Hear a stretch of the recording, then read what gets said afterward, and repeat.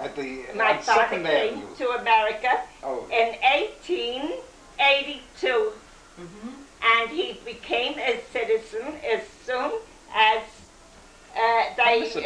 he stayed the required time. He wrote, he kept his own books, and he became a citizen in 1892. I was born in 1898.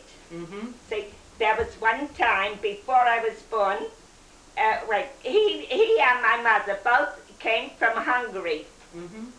My mother came from Budapest. Henry was born, came from Sigat.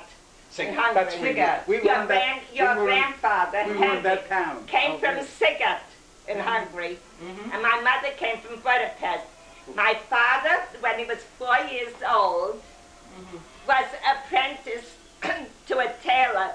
He had a stepmother, and that happened with every Jewish family.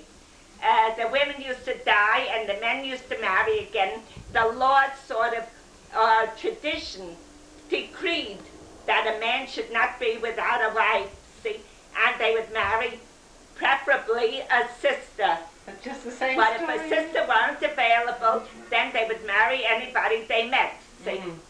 And usually the stepmother was not as good unless she had been assistant to the one who died. So when he was between 4 and 5 years old, when he was given a peckle, that means one set of underwear and maybe 10 cents, what would amount to 10 cents, and he was apprenticed to a tailor. And he lived with this tailor and probably learned the trade when he was maybe, 18, 19 years old. By then, 18, 19 years old was an old man. I mean, then you had 3 or 4 children by then, see. And he was married. He was married in Europe. And they had my oldest brother, Dave, who became a physician. I think it's before your time. Did you know them? I only Dave met was Lottie, I physician. never met Dave. Then your grandmother, Ray, was 6 months old when she came over with my mother. My father came first, as all of them did. The father would come first and then send money home for tickets. So when my mother came, her name was Beitha. It had been Beitha Jacobowitz. And then when she got married, this Rosner. So she came with Dave, who was about 18 months old, and Ray, your grandmother, who was 6 months old. Also a cousin, Sam Cooper, who was an orphan. And she came to America, and then they settled up in a business. My father was a tailor from Europe, and my mother sewed very well, so they did dressmaking. And they lived in 1820 Avenue B. There was Helen, then Harry. You knew Harry very well. And then I was the last. When I was born, my mother was very, very sick, and Ray was 13 years old. That's how much older than I am. She was. So she took care of me, and she mothered me, because when my mother got better, she was in the business. And my mother used to work for very fine people, for the upper crust and actresses of the Jewish theater.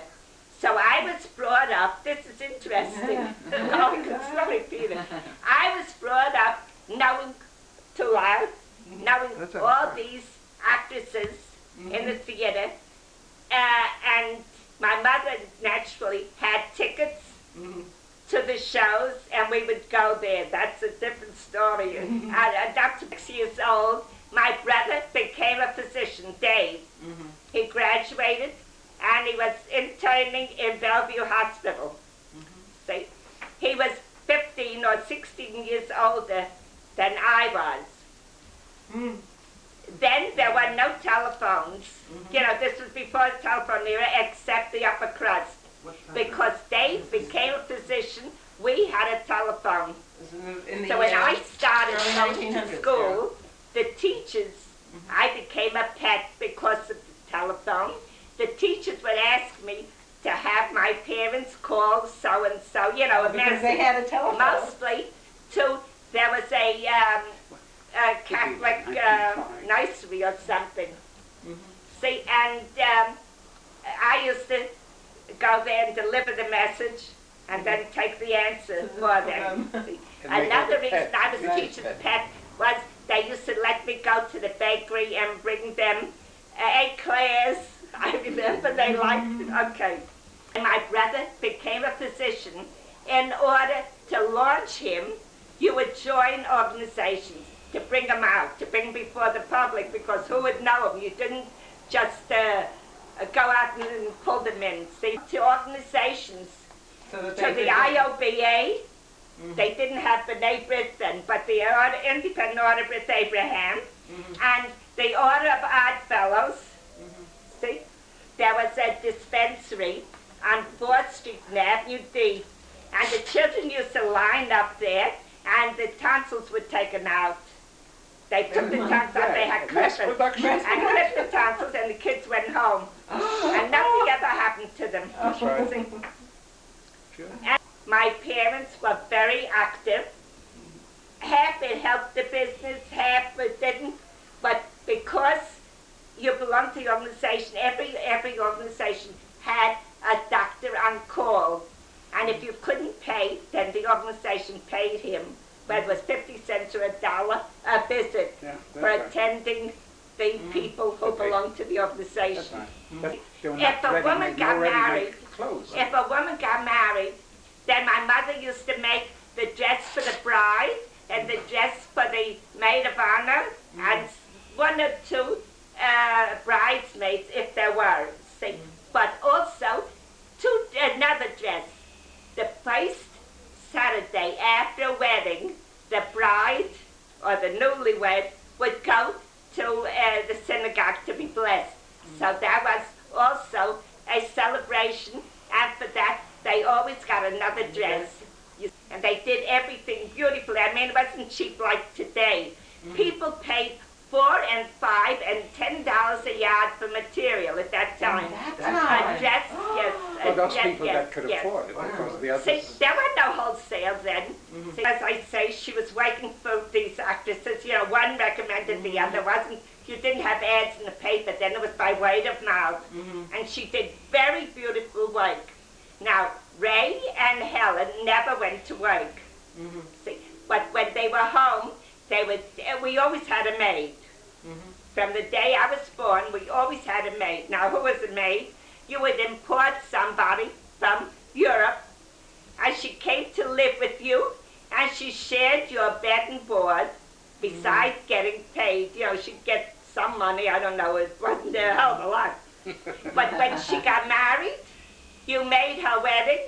When she had children, you acted as the father was, the godfather and godmother, and you paid for the layette and everything else. Oh my God. Also, when people got married, there was no such thing. This is teaching you people that came after your time. This is teaching something. When a person got married, there weren't such things as a bedroom suite and a dining room set, but one would buy a mirror, and one would buy a dresser, and one would buy a bedstead, and that's the way, and that's how Ray's apartment was built. This is about Ray.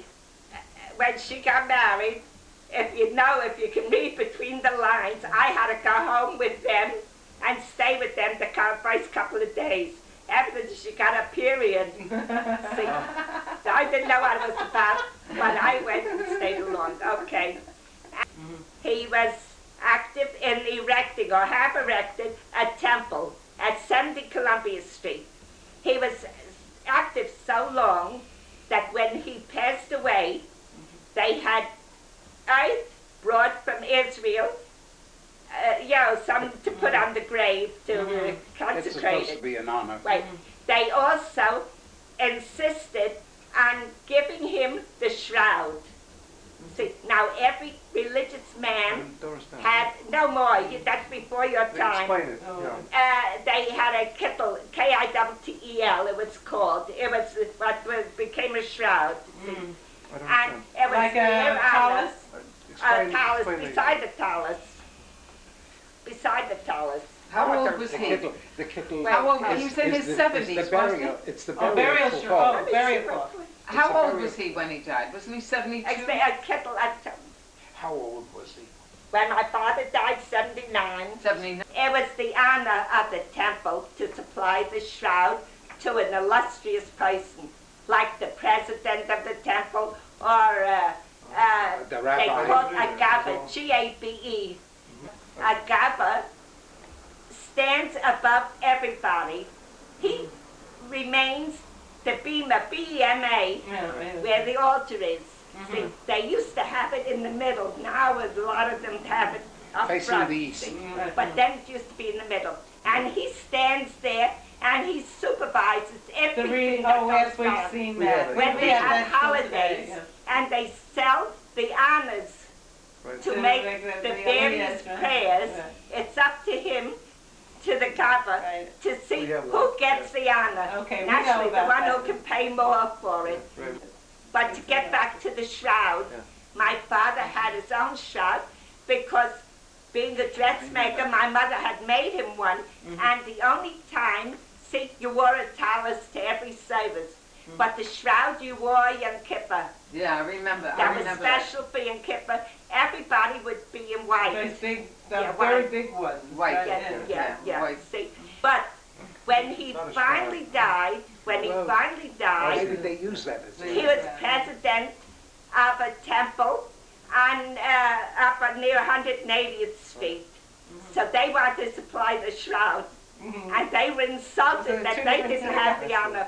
But here from Columbia Street down there, also when we moved away from the Columbia Street and he could no longer attend, he naturally had his own seats. You know, when a temple was built, even today, even in our temple, you buy, you know, you can don't buy, donate. but you're a member and you pay extra so you have a permanent seat. And you have a plaque. So he had permanent seat for him and my mother. So when he moved away, when he moved uptown and couldn't attend anymore, he told them to use it for some poor person who can't pay, to use those two seats. So they always used it. His name was engraved, and that's why they wanted the honor to supply the shrouds.